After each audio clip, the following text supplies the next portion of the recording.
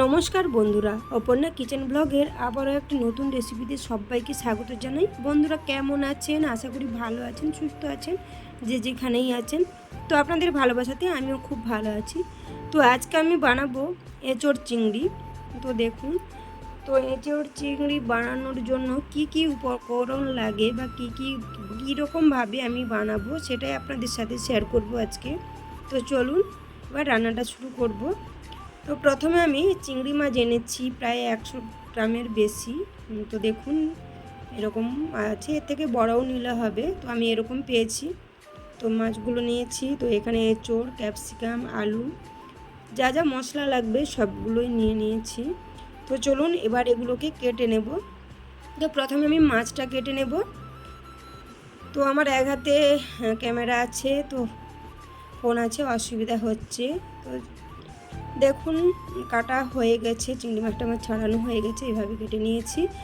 তো এরপর লবণ হলুদ মাখিয়ে নেব মাছের মধ্যে। তো আগে থেকেই মাখিয়ে রাখলে মাছের মধ্যে ভালোভাবে মিশে যাবে, ভালো লাগবে। তো এইভাবে মাখিয়ে নিচ্ছি, দেখতেই পাচ্ছেন। তো এবার আমি এঁচোড়টা কেটে নেব।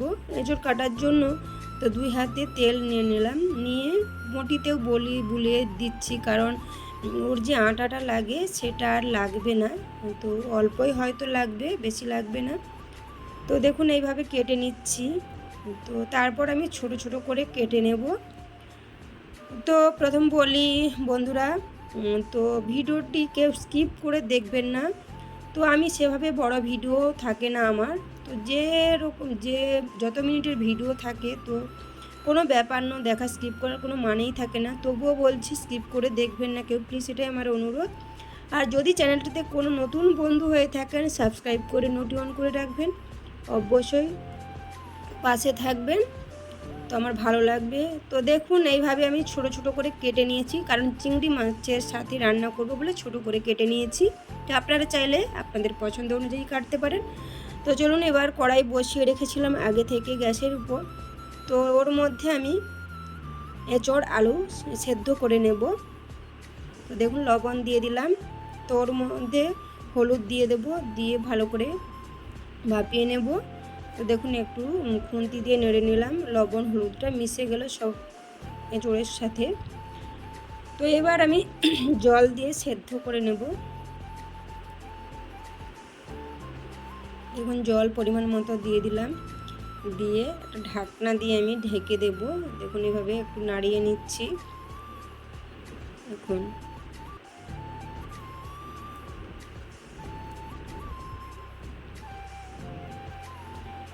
তো আমার সেদ্ধ হয়ে গেছে, নামিয়েও নিয়েছি।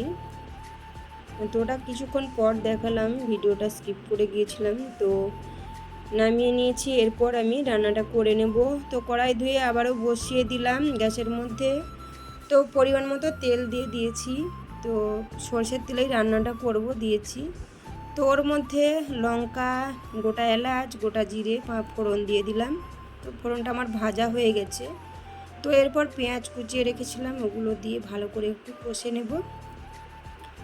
তারপর আমি ক্যাপসিকাম কুচিয়ে রেখেছিলাম, তো ওগুলো দিয়ে আবারও নেড়ে নেব, কারণ ক্যাপসিকামের একটা হালি গন্ধ থাকে, ওটা ভালো করে নাড়লেও বা না নাড়লেও গন্ধটা থেকেই যায়।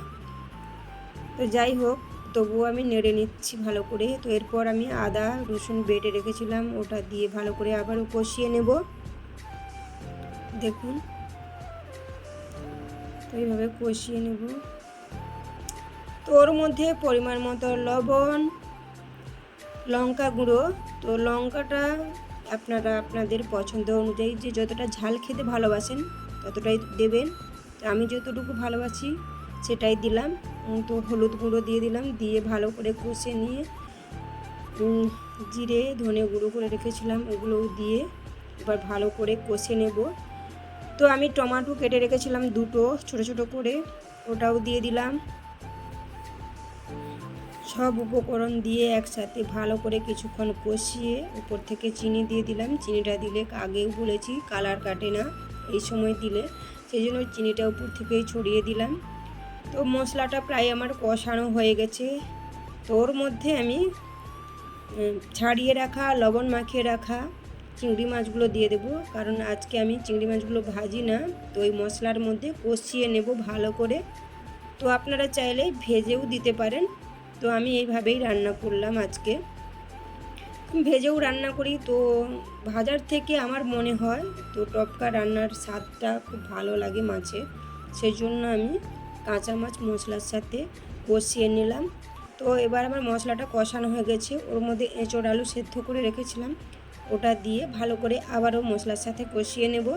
তো বন্ধুরা আপনারা দেখতে থাকুন পুরো ভিডিওটা, তো কেমনভাবে করি দেখুন। আমার মশলার সাথে ভালোভাবে কষানো হয়ে গেছে, তো রান্নাটাও আমার কমপ্লিট, নামিয়েও নিয়েছি, একটা কাঁচির মধ্যে ঢেলেও নিয়েছি, দেখতেই পাচ্ছেন। দেখুন কত সুন্দর এসেছে কালারটাও।